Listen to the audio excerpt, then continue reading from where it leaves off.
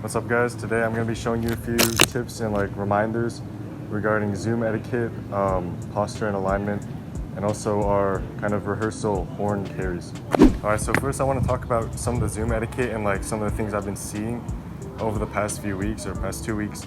I've noticed that a lot of people have distractions out, like either their phones or, as everybody does, everybody has different tabs open that aren't Zoom.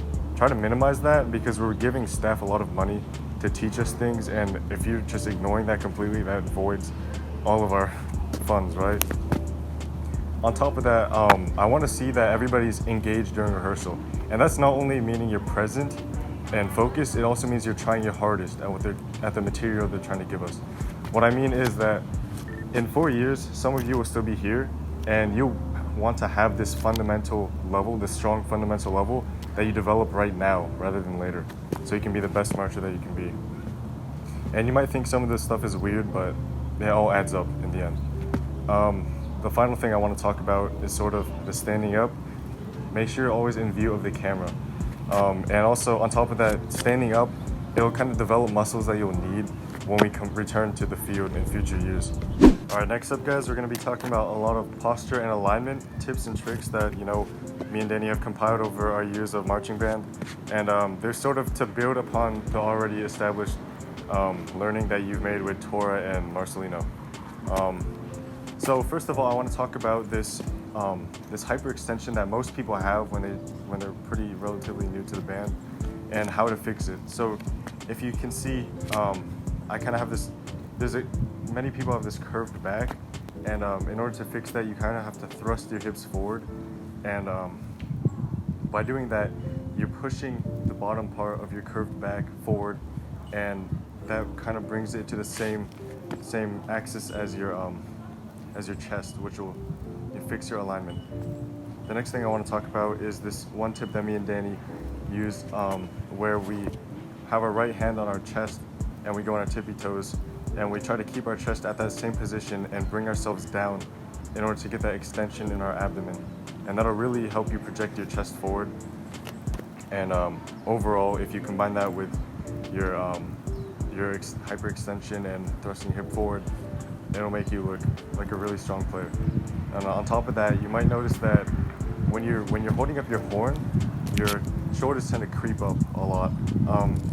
And that's just something you have to constantly remind yourselves of, because building tension, that makes you look like a worse marcher, but also makes you play like a worse musician.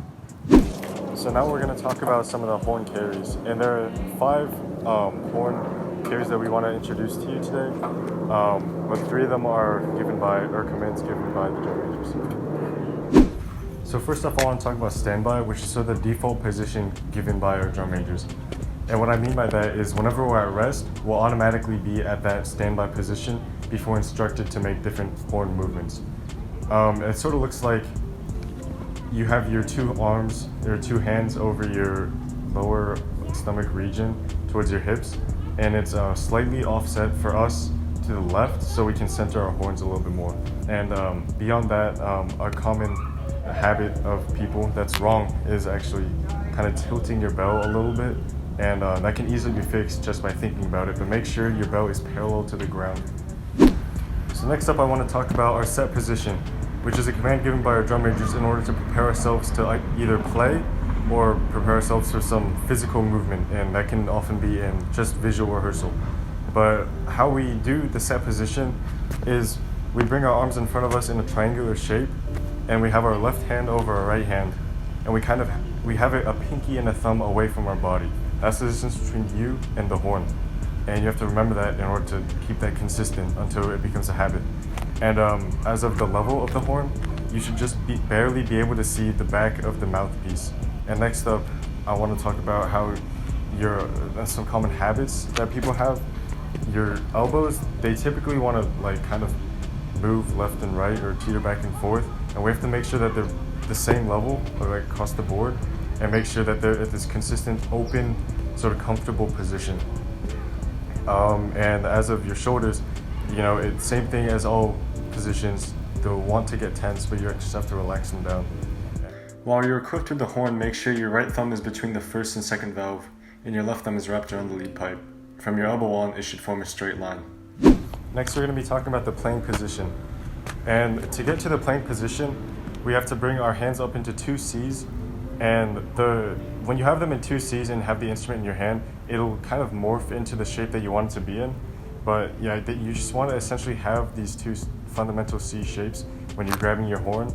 And your right hand will kind of rotate from the set position into your playing position, but your left hand, it will actually shift from the set position into the carry of a C position. And your right hand pinky, that'll fit into the upper semicircle ring position, or ring slot, that's right next to the valves. And the right thumb will remain between valves 1 and 2. On beat 5 of our ensemble count-offs, we will almost always snap up from set to playing, unless instructed otherwise.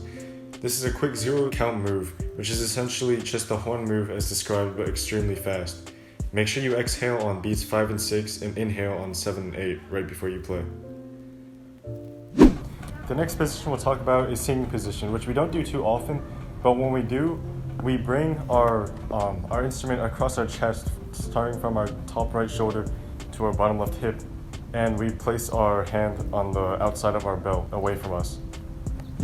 And finally, we're going to talk about briefcase, which is kind of the default position for on the move standby, if you will, and the position is similar to when you take off the playing position and you only have it in your right hand and you bring it directly down to your side, and it's supposed to be parallel to the ground, and you can easily achieve that by placing your thumb along the lead pipe and pressing it down slightly to get that parallel shape.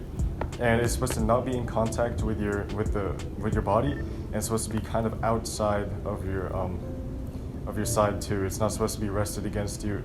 Your arm should have a very slight curve to it in this position. Thank you guys for watching, and yeah, these are sort of the fundamentals towards marching band. I'm sure we'll be introduced to them a little more in depth later on, but really make sure you're applying these, especially due to the scarcity of our rehearsals. And yeah, follow Homestead Mellows on Instagram. Peace.